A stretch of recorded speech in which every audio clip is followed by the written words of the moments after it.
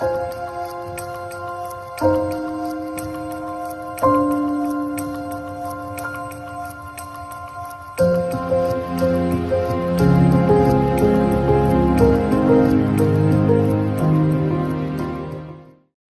కార్యాలు దేవుడు ఇశ్రాయేలు ప్రజలు జరిగిస్తే వాళ్ళు అంటున్నారంట, ఏమి తీసుకువచ్చి నేను యెహోవాను దర్శిస్తాను, ఏమి తీసుకొచ్చి మహోన్నతుని దేవునికి నేను నమస్కారం చేస్తాను, దహన బలులనా, ఏడాది దోళ్ళనా, నేను ఏం అర్పిస్తాను?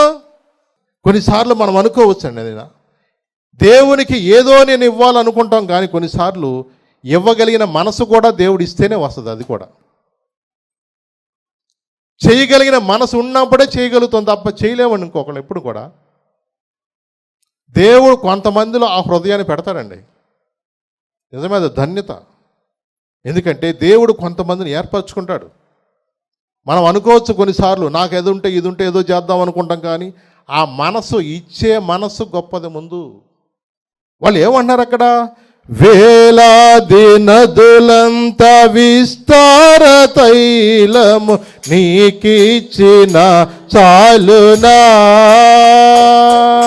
వేలాది నదులంత విస్తార తైలము నీకిచ్చిన చాలునా, గర్భఫలమైన నా జ్యేష్ఠ పుత్రుని నీకిచ్చిన చాలునా, గర్భఫలమైన నా జ్యేష్ఠ పుత్రుని నీకిచ్చిన చాలునా, ఏడాది దూడలనా, వేలాది పొట్టేళ్ళనా, ఏడాది దూడలనా, వేలాది పొట్టేళ్ళనా, నీవు చేసిన ఉపకారములకు నేనేమి చెల్లింతును, నీవు చేసిన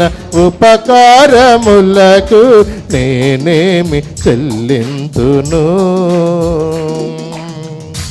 ఏమి చేసి నేను ఆయనకి ఏం ఉపకారం చెల్లిస్తా? నేను ఏమి మనం ఇవ్వగలిగినంత రుణం కాదు, కానీ దేవుడు నన్ను కోరుకునేది ఏంటో తెలుసా? 8వ వచనం చూద్దాం.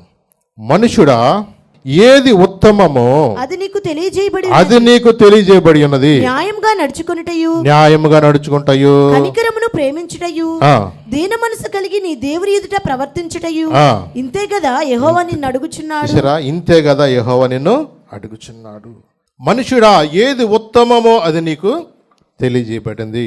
ఏమన్నాడు? న్యాయముగా నడుచుకోవాలి అంటున్నాడు. ఎందుకంటే కొన్నిసార్లు దేవుడు కోరుకునేది కూడా ఏంటంటే మనమందరం కూడా న్యాయంగా నడుచుకోవాలనే. అవునండి, ఈ లోకంలో కొన్నిసార్లు మనము కొన్ని రకరకాల ఆలోచనలు కలిగి ఉంటాం.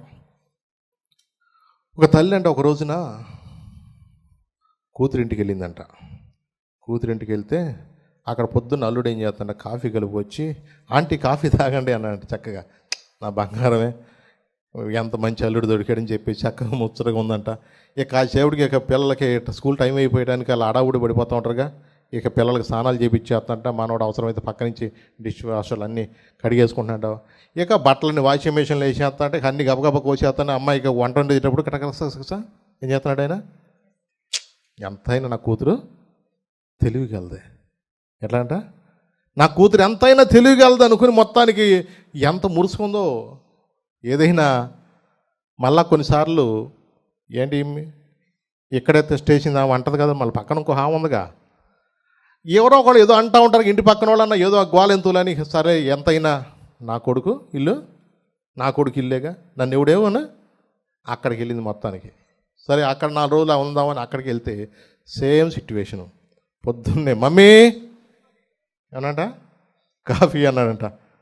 చెమటలు పట్టుకొచ్చినాయంట. అక్కడేమో ఆనందంగా ఉంది, కానీ ఇక్కడ ఏమైందంట, ఏమో చూసేదంతా ఏంటి, నా కోళ్ళ పొద్దున్నే అత్తయ్య లెగురు రండి అత్తయ్య లెగండి అత్తయ్య, మీకోసం కాఫీ తెచ్చాను అత్తయ్య, ఎంత లెగలేదని మళ్ళీ వెనక్కి వెళ్ళానయ్యా, మళ్ళీ వచ్చేదినయ్యా, వచ్చిందో లేదు అని ఇంటాగా ఉంది లోపల అని మనసులో అనుకుందాం. చూస్తాను లోపల నుంచి ఎన్నో ఆలోచనలతో వచ్చింది. ఇక్కడికి వస్తే ఏమన్నాడు కొడుకు, మమ్మీ మమ్మీకి త్వరగా టైం అయిపోతుంది కాఫీ తాగన్నట్ట. సరే మొత్తం లేచి బాధపడుతూ తాగిందంట. సరే అక్కడికి వెళ్తే వంటగదిలోకి వెళ్తే మళ్ళా సేమ్ కూరగాయలు గబగబ కోసేస్తున్నాడంట.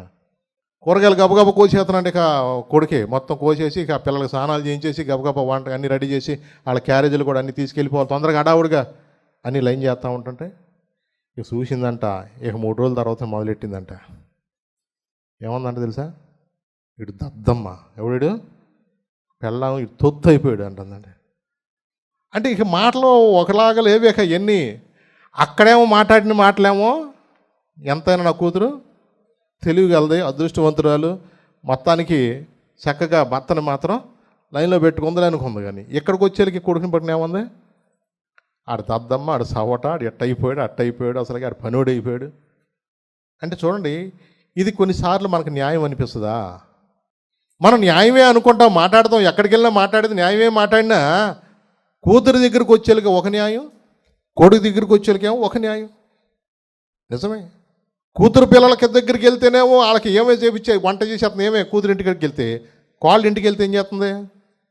2 కాళ్ళు పైన వేసి కూర్చుంటుంది. అసలు దిగట్లా, కాళ్ళు ఈ మధ్య బాగా నొప్పి పెట్టేస్తున్నాయి అమ్మ అంటుంది. ఇక్కడికి రాగానే కాళ్ళు రెస్ట్గా వచ్చేసింది.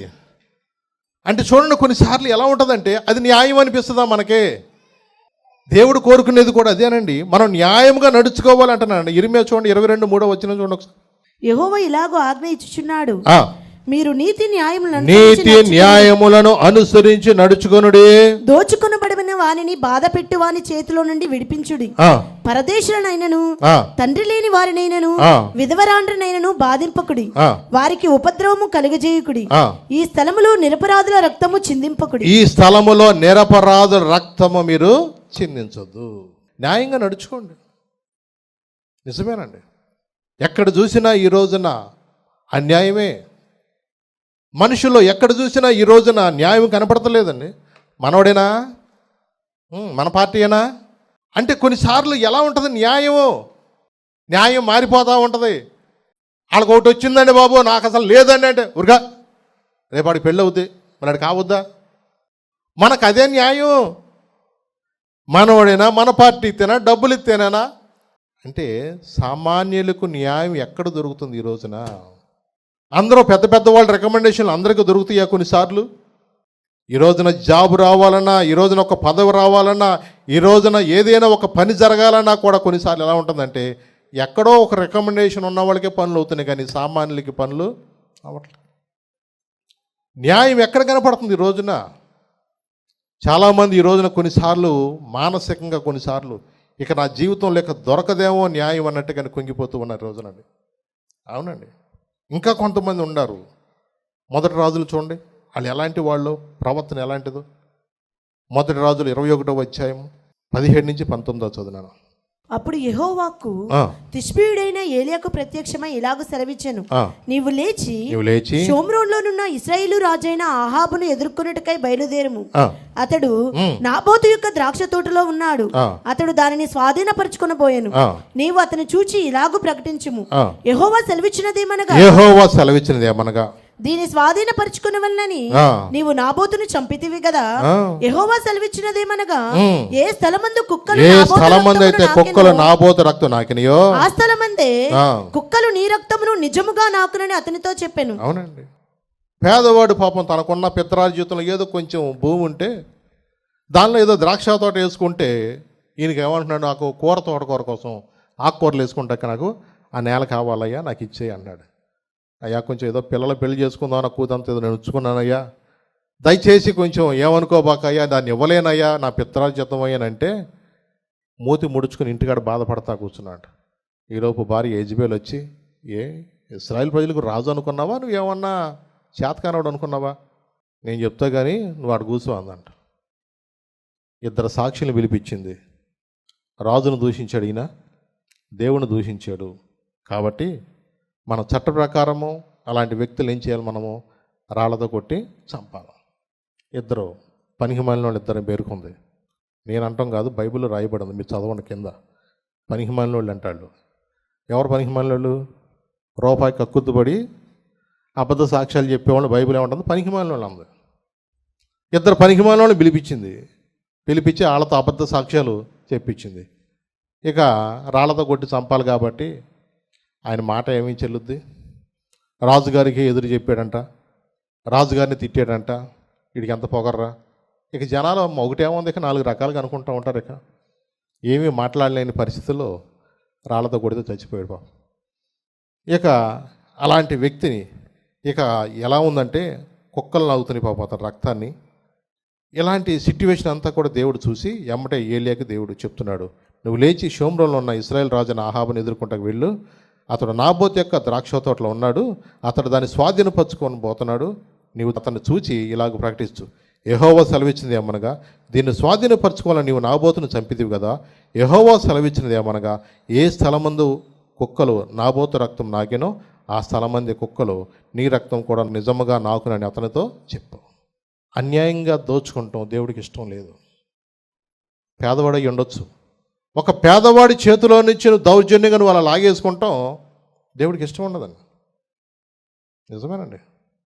ఎన్నో చూస్తున్నాం ఇలాంటి మన సొంత మనుషులే, సొంత వాళ్ళే నమ్మిన వాళ్ళే వాళ్ళని చంపిన వాళ్ళు కూడా చాలామంది చూస్తున్నాం. పెద్ద పెద్ద రౌడీలుగా పిలువబడుతున్న వాళ్ళు వాళ్ళ కాలం రాకముందు చచ్చిపోయిన వాళ్ళని చాలామంది మనం చూస్తున్నాం. వాళ్ళు అనుకోవచ్చు, నా దగ్గర పలుకుబడి ఉంది, నాకు ఆళ్ళన్న ఉంది, ఈళ్ళన్న ఉంది, నేను చిటికెత్తి వాళ్ళంతమంది వచ్చేస్తారు, కొట్టేస్తారు, లేపేస్తారు, డామ్ డూమ్ డిస్కొని ఎన్ని అనుకోవచ్చు. జాగ్రత్త, దేవుడు నిన్ను త్రాసులో ఉంచుతున్నాడని గుర్తుంచుకో. దేవుడు నిన్ను మట్టపు గుండు వేస్తాడన్న సంగతి చూసుకో. ఎత్తు పల్లాలు లేకుండా సిమెంట్ కట్టేటప్పుడు ప్రతి మేస్త్రి కూడా ఆ ఇటుక వరుసలు చూసేటప్పుడు మట్టపు గుండే చూసుకుంటూ ఉంటాడు. స్ట్రైట్గా వస్తుందా, వంకర రెంకరగా వస్తుందా? నిజమే. దేవుడు కూడా మనల్ని పరీక్షిస్తాడు, మనల్ని చూస్తాడు. కొంతకాలం దేవుడు అవకాశం ఇస్తాడు. మనకు అవకాశాన్ని మనం ఇచ్చినా కూడా మనం సద్దినే చేసుకోలేదనుకో, దేవుడు ఏదో ఒక రోజున వచ్చేయననేక. అవునండి. ఎందుకంటే దేవుడు అంటున్నాడు, అహంకారులు ఎదిరించంట, దీనులకు ఏమిస్తాడైనా కృపను అనుగ్రహిస్తాడంటండి. నిజమే. యెషయా ఒక మాట చెప్పాడు, ఆ మాట చూద్దాం ఒకసారి. యెషయా 61:8 చదువునాను ఒకసారి. ఏలయనగా న్యాయము చేయుట యెహోవానగు నాకు ఇష్టము. అది ఏం చేయండి, దేవునికి న్యాయము చేయుట నాకు ఇష్టము. దేవుడికి ఇష్టం ఉండదు. ఇంకో చోట మీకా కూడా రాశాడు చూడండి, 6:10-12 చదివినాను. అన్యాయము చేయు వారి ఇండ్లలో అన్యాయము చేత సంపాదించిన సొత్తులను చిన్నదిగా చేయబడిన హేయమైన కొలయు ఉన్నవి కదా. తప్పు త్రాసును తప్పురాళ్ళు గల సంచియు ఉంచుకొని పవిత్రుడును అగుదున వారిలో నుండి ఐశ్వర్యవంతులు ఎడతెగక బలాత్కారము చేయుదురు, పట్టణస్థులు అబద్ధమాడుదురు, వారి నోటిలోని నాలుక కపటముగా మాట్లాడును. అవునండి. అన్యాయము చేత సంపాదించిన సొత్తులు అంటే ఈ రోజున మనుషులు ఎవరు నమ్ముతున్నాడు అంటున్నారు? 1,00,000 రూపాయలు ఏదైనా పోనీ అప్పు తీసుకుని మనం తాకట పెట్టుకుంటే వస్తువు సంవత్సరం అవ్వకముందు 4 రోజుల నుంచి ఏమవుతుంది తెలుసా? మీరు త్వరగా బాకీ కట్టుకోండి, మీరు బాకీ కట్టుకోకపోతే ఏం చేస్తాం, మీరు దీన్ని వేలం వేస్తాము, ఒకటోసారి, రెండోసారి, ఇక తర్వాత మమ్మల్ని అడగొద్దు అంటాడు. చిన్న వస్తువు ఏదైనా మన వస్తువు దాంట్లో పెట్టుకుని అడిగినా మనకి డిమాండ్లు కమాండ్లు బాగానే ఉంటాయి. కానీ 1,000 కోట్ల రూపాయలు లోన్లు తీసుకున్న వాళ్ళు ఏమో శుభ్రంగా వాళ్ళు ఎటుబడిదాడు చెక్కేస్తుంటే వాళ్ళకు ప్రభుత్వం ఏం చేస్తుంది? మాఫీ అంట వాళ్ళకి. ఎవడు సొమ్ము అంటే చూడండి. పోనీ బ్యాంకులో కూడా ఎట్ట వసూలు చేస్తారనుకున్నారు? అడ్జస్ట్మెంట్ ఛార్జెస్ మనకు అప్పుడప్పుడు పడతాయి, 200, 300 పడతా ఉంటాయి. ఎట్ట అడ్జస్ట్మెంట్ చేస్తాడు? ఆడికి 1,000 కోట్లు ఇచ్చేసాడుగా, ఆడ ఖాతాదారులందరికీ మొత్తం ఏం చేస్తాడు? అడ్జస్ట్మెంట్స్ ఎవరు కట్టాలిక? పెట్రోల్ 2 రూపాయలు పెంచేస్తే అడ్జస్ట్మెంట్ అయిపోతుంది.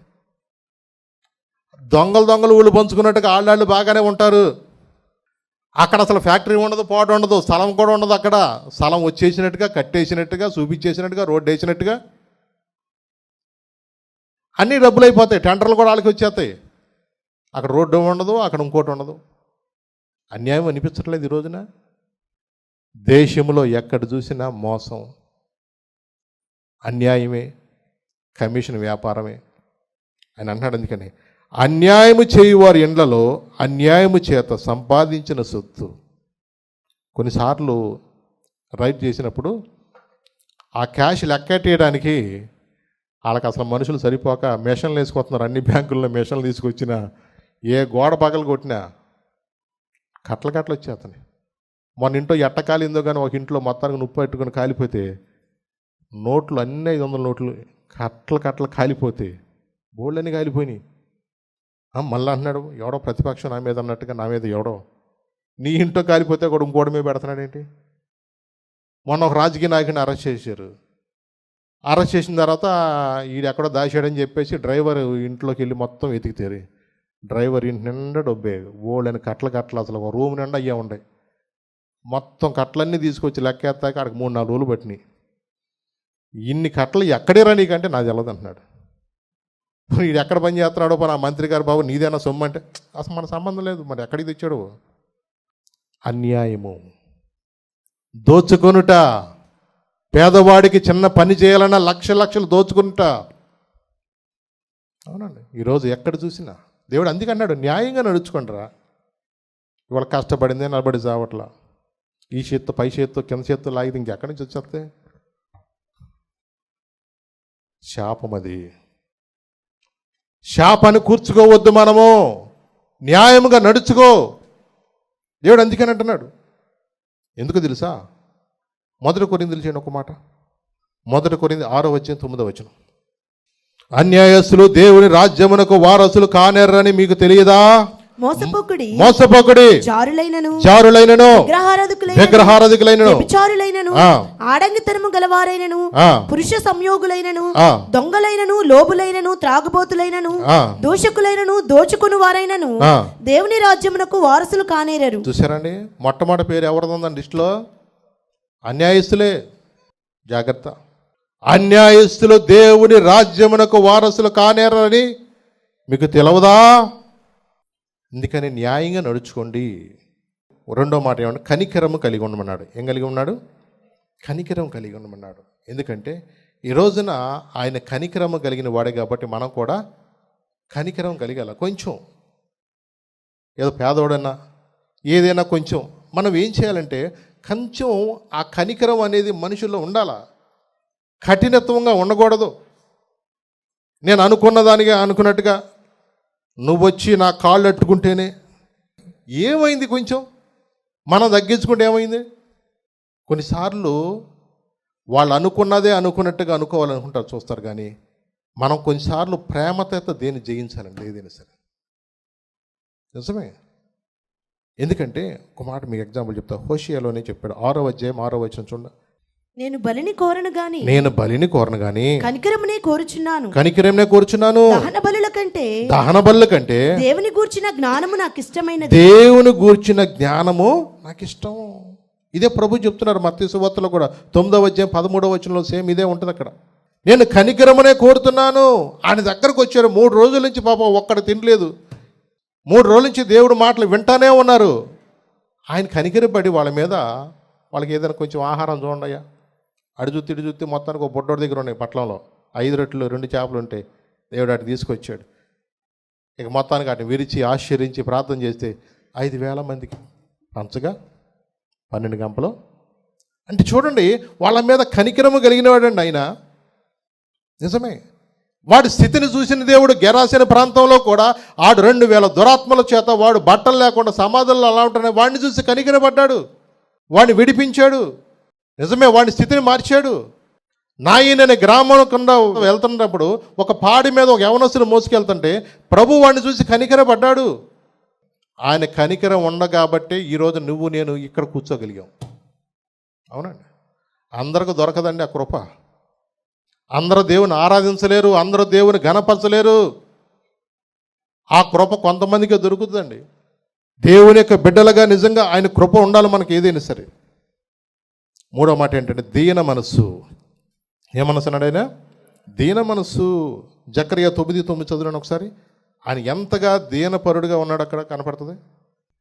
సియోను నివాసులారా బహుగా సంతోషించండి. యెరూషలేము నివాసులారా ఉల్లాసముగా ఉండండి. నీ రాజు ఎవరో? నీతిపరుడు, రక్షణ గలవాడును. ఎవరంటే దీనుడని. గాడిద పిల్లను ఎక్కి నీ యొద్దకు వచ్చుచున్నాడు. ఏమండి, దేవుడికి అడిగితే ఏం దొరకదు చెప్పండి ఆయనకి. సమస్తాన్ని సృష్టించిన దేవుడు ఈ భూలోకంలో ఏం కోరుకున్నాడు తెలుసండి? ఒక గాడిదండి. ఆయన ఎంతగా తగ్గించుకున్నాడండి ఆయన. ఆయనకు ముందు ఎంతమంది రాజులు లేరండి, ఎంతమంది రథాల మీద గుర్రాల మీద తిరిగిన వాళ్ళు లేరండి. ఆయన దీనుడుగా ఉన్నాడండి. ఆయన ఈ లోకానికి మనకు దీనత్వం నేర్పడానికి వచ్చాడు. అందుకని మనలో కూడా దేవుడు కోరినది అంటే దీన మనస్సు. ఏ మనసు? ఎందుకో తెలుసా? దీన మనసు గలవారికే సమృద్ధిగా కృపను దయచేయువాడవని. దీన మనసు గలవారికే సమృద్ధిగా కృపను దయచేయువాడవని. నీ సముఖములో సజీవ సాక్షినై కాపాడుకొందును మెలకువతో. నీ సముఖములో సజీవ సాక్షినై కాపాడుకొందును మెలకువతో. హల్లెలూయా యేసయ్యా నీకే స్తోత్రమయ్యా. హల్లెలూయా యేసయ్యా నీకే స్తోత్రమయ్యా. మహాగణుడవు మహోన్నతుడవు పరిశుద్ధ స్థలములోనే నివసించువాడవు. మహాగణుడవు మహోన్నతుడవు పరిశుద్ధ స్థలములోనే నివసించువాడవు. కృపా సత్య సంపూర్ణమై మా మధ్యలో నివసించుట న్యాయమా. నన్ను పరిశుద్ధ పరచుట నీ ధర్మమా. కృపా సత్య సంపూర్ణమై మా మధ్యలో నివసించుట న్యాయమా. నన్ను పరిశుద్ధ పరచుట నీ ధర్మమా. మహాగణుడవు మహోన్నతుడవు శుద్ధ స్థలములోనే నివసించువాడవు. వేలాది కోట్లాది దూతలతో కెరూబులు శెరూబుల మధ్యలో పరిశుద్ధుడు పరిశుద్ధుడు పరిశుద్ధుడిని గాన ప్రతిగానతో స్తుతించబడుచున్న యేసయ్య ఎలా వచ్చాడు తెలుసా? దీనపరుడుగా వచ్చాడు. దీన మనసు కలిగి ఉన్నాడు. ఎవరు కోరుకుని గాడిద కోరుకున్నట్లుగా ఈ లోకంలో నిన్ను నన్ను ఆయన కోరుకున్నాడండి ఆయన. అవునండి, దేవుడు ఎలాంటి నిజంగా ప్రేమ మన ఎడలు కలిగి ఉన్నాడు ఆయన. యాకోబు ఒక మాట అన్నాడు, 4వ అధ్యాయం 6వ వచనంలో ఏమన్నాడు తెలుసా? అక్కడ చూడండి, అక్కడ ఏమన్నాడు? కాదు కానీ ఆయన ఎక్కువ కృపనిచ్చినందుచేత దేవుడు అహంకారులను ఎదిరించి దీనులకు కృప అనుగ్రహించిన లేఖనము చెప్పుచున్నది. అహంకారాలను ఎదిరించి దీనులకు ఏమిస్తాడు ఆయన? కృపను అనుగ్రహిస్తాడు ఆయన. అందుకని న్యాయంగా నడుచుకోండి, కనికరమును కలిగి ఉండండి, దీన మనసును కలిగి ఉండండి. మీరు ఇంతే కదా దేవుడు నిన్ను అడుగుచున్నాడు. దేవుడు ఈరోజున అడిగేది నీకు వేలాది పొట్టేళ్ళను కాదు, వేలాది నీకు నదులంత విస్తార తైలముగా దేవుడు కోరుకునేది న్యాయంగా నడుచుకోండి. నీకు కుటుంబం విషయంలో న్యాయంగా కలిగి ఉండాలి. అత్తగారు వస్తేనేమో పైన గుడ్డు లోపల గుడ్డు, పుట్టిండోళ్ళు వస్తే వాళ్ళగా ఇంకా అత్తగారు వాళ్ళని ఎత్తే మంచం ఎక్కడమే. అది న్యాయమేనా? న్యాయంగా నడుచుకో, కనికరం కలిగి ఉండు. నిజమేనండి. ఇప్పుడు కూడా మనం కొన్నిసార్లు చాలా జాగ్రత్తగా ఉండాలి. దేవుని బిడ్డలుగా ప్రభు మనకి ఎందుకు నేర్పుతున్నాడంటే ఆయన దీన మనసు కలిగి ఉన్నాడు కాబట్టి మనల్ని కూడా ఆ దీనత నేర్పిస్తున్నాడు. మనకి కనికరం కలిగి ఉన్నాడు కాబట్టి ఆ కనికరం కలిగి ఉన్నాడు. ఆయన న్యాయ నిర్ణేతగా ఆయన మనకి ఉన్నాడు కాబట్టి మనల్ని కూడా న్యాయంగా నడుచుకోమంటున్నాడు. దేవుడు ఇదే కాదు నిన్ను అడిగేది. అవునండి, దేవుడు ఏదో కాదు. కొన్నిసార్లు అంటున్నారు ఇశ్రాయేల్ ప్రజలు, ఏమి తీసుకువచ్చి ఆయన దగ్గర మనం వెళ్ళగలుగుతాం? నా జ్యేష్ఠ కుమార్ నేను ఇవ్వగలుగుతానా? ఎన్ని కార్యాలు, ఎన్ని అద్భుతాలు, పగల మేఘస్తంభమై రాత్రి అగ్నిస్తంభమై ఎన్ని కార్యాలు వాళ్ళ జీవితంలో జరిగిస్తే కేవలము దేవునికి వ్యతిరేకంగా కూడా వాళ్ళు ప్రవర్తించి ఎన్నోసార్లు మోషేని, మిరియాము, అహరోన్లని వాళ్ళని వెంబడించి నిజంగా వాళ్ళని పాలు తేలు ప్రవహించే దేశానికి వెళ్ళాలని దేవుడు వాళ్ళని సంకల్పించి వాళ్ళకి ఆ పొయ్యి ముట్టించకుండా ఒక్కొక్కడికి పరలోకం నుంచి మన్నాను తీసుకొచ్చి దేవుడు వాడికి సమృద్ధి అయిన ఆహారం ఇచ్చి ఏ రోజు పస్తు వండుకోకుండా దేవుడు వాళ్ళకి పోషించాడే. వస్త్రాలు పాతకెళ్ళకోకుండా వాళ్ళకి ఎక్కడా కూడా దప్పి కావకుండా బండలో నుంచి కూడా నీళ్ళు ఇచ్చాడే. తాపకరమైన సర్పాలు గారకోకుండా, వాళ్ళకి కాళ్ళు వాపులు రాకోకుండా సముద్ర మార్గాన్ని కూడా దేవుడు వాళ్ళకి సరళం చేశాడు. ఎన్ని కార్యాలు జరిగిస్తే కృతజ్ఞత లేని వారుగా ఉండటానికి కాదండి, వాళ్ళకే కాదండి, దేవుడు ఈ రోజున మన జీవితాల్లో కూడా దేవుడు ఎన్ని కార్యాలు జరిగించాడు. మనం అలా ఉండటానికి కాదు. ఇప్పటికైనా మనం వాక్యం వింటున్న మన జీవితాల్లో న్యాయంగా నడుచుకున్నాం. లోకంలో ఎక్కడుందండి న్యాయం? లోకంలో ఎక్కడ చూసినా మోసమే కాదండి. లోకంలో ఉండనే నిన్ను లోకం నుంచి దేవుడు ఇది తీసుకొచ్చాడు. దేవుడు నిన్ను ప్రేమించింది ఎందుకు తెలుసా? నీ ద్వారా లోకస్తులకి పరిచయం చేయాలని. నీ ద్వారా అన్యాయంగా ఉండకూడదు. నిన్ను చూసినప్పుడు అరే ఈ అన్నలాగా ఉండాలిరా, నిన్ను చూసినప్పుడు ఈ అక్కలాగా ఉండాలిరా, పలానా అన్న దగ్గరికి వెళ్తే న్యాయం దొరుకుద్ది. ఆ భరోసా కల్పించాల. మనలో దేవుడు కోరుకునేది కూడా అదే. కనికరం కలిగి ఉండాలి, దీన మనస్సును కలిగి ఉండాలి. మనం లేచి నిలబడదాం, చిన్న ప్రార్థన చేసుకుందాం, ప్రభుతో చెప్దాం. ప్రభా, నిజమే ప్రభా, ఇశ్రాయేలు ప్రజలు ప్రభా నువ్వు నడిపించినట్లుగా పగల మేఘస్తంభమే రాత్రి అగ్నిస్తంభమై వారి ప్రభా అయా మోషేను, అహరోను, మిరియాము లాంటి వారిని నాయనా వారిని నడిపించడానికి పాలు తేళ్లు ప్రవహించి దేశానికి వాళ్ళని పంపించాలన్న ఉద్దేశంతో అయా నిజమే ప్రభా వాళ్ళ మీద ఒక అయా సాక్ష్యముగా పర్వతంలో పెట్టి మాట్లాడుతున్నాడు ప్రభా. కొండలకు నీ స్వరం వినబడనిమ్మంటున్నాడు ప్రభా. అయా నిజమే ప్రభా. నాయన నా జనులారా, నేను మీకేం చేశాను? ఎందుకు మీరు ఇలాగ ఆయాసపడతారు? ఐగుప్తు దేశంలో నేను మిమ్మల్ని రప్పించింది కదా, దాసుల గృహంలోని మిమ్మల్ని విమోచించింది కదా, మిమ్మల్ని నడిపించడానికే మోషే, అహరోను, మిరియాలను పంపించాను కదా. ఇన్ని కార్యాలు జరిగిస్తే ఈ రోజున ఏమి తీసుకొచ్చి మనం దేవుని సన్నిధికి వెళదాం అనుకుంటున్నారు? ఈ రోజున దేవుని మనతో అదే మాట్లాడుతున్నాడు. ఈ రోజున న్యాయముగా నడుచుకోమంటున్నాడు. ఈ రోజున ఎన్నోసార్లు మనకు ఒక న్యాయం, బయట వాళ్ళకు ఒక న్యాయం అన్నట్టుగా మనకు అది ఇవాళ న్యాయంగా కనపడొచ్చాము మన దృష్టిలో, కానీ దేవుని దృష్టిలో అది న్యాయంగా ఉంటుందా, అన్యాయంగా ఉంటుందా? దేవుని సన్నిధిలో మనం పరీక్షించుకోవాలా.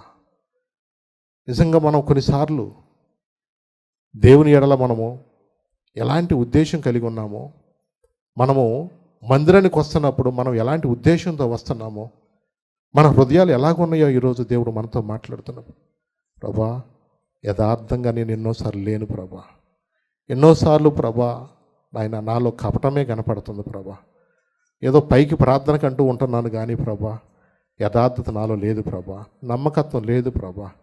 నన్ను చూసినప్పుడు కొన్నిసార్లు నీవు కనపడతలేదు నాలో ప్రభా. అయ్యా నేను అలా ఉండనివద్దు ప్రభా. ఎందుకంటే ప్రభా క్రీస్తు యేసును కలిగిన మనసును మీరును కలిగి ఉండమని చెప్పావు, కానీ కొన్నిసార్లు మేము ఓడిపోతున్నాం ప్రభా. అలా ఉండనివద్దు ప్రభా. అయ్యా జయశాలుగా మమ్మల్ని చేయి ప్రభా. నీ మాటలు వినటం అలవాటుగా అయిపోనివద్దు ప్రభా. నీ వాక్యానుసారంగా జీవిస్తూ ప్రభా అయ్యా ఏది ఉత్తమం అది నీకు తెలియజేయబడింది అంటున్నావు ప్రభా. ఏది మాకు మంచిదో, ఏది చెయ్యొచ్చో, ఏది చేయకూడదో మాతో తెలియజేస్తున్నప్పుడు న్యాయంగా నడుచుకునే జ్ఞానం మాకు దాచి, కనికరాన్ని ప్రేమించే మనసు మాకు దాచి, దీన మనసు కలిగిన దేవుని ఎదుట ప్రవర్తించమంటున్నావు కదా ప్రభా. తండ్రి నీకు వందనాలు ప్రభా. లోకంలో మనుషులు ఎలాగైనా ఉండొచ్చేమో, కానీ రేపటి దినమందు వాళ్ళ తీర్పులో నిలబడతారని ప్రభా. తండ్రి ఈ యొక్క ఇరుకు మార్గంలో మేము వెళుతున్నప్పుడు ప్రభా మాతో మాట్లాడుతున్నప్పుడు తండ్రి నాయన ఏది ఉత్తమమో అది మాకు చెప్తున్నావు తండ్రి. మేము నేర్చుకునే జ్ఞానం మాకు దాచి, ఈ వాక్యానుసారంగా జీవించే బ్రతుకులు మాకు దాచి. ఎందుకంటే అన్యాయస్తులు దేవుని రాజ్యానికి వారసులు కానేరని చెప్తున్నావు ప్రభా. ఈ రాజ్యంలో మేము ఉండాలంటే నీతి న్యాయములు అనుసరించి ప్రభా యథార్థమైన మార్గంలో నడుచుకునే మా జ్ఞానం మాకు దాచి, నీ కట్టడలు అనుసరించడం మాకు నేర్పించండి. నీ వాక్యం మాలో ముద్ర వేయండి. యేసు నామమున నడుచున్నాను తండ్రి. ఆమేన్, ఆమేన్.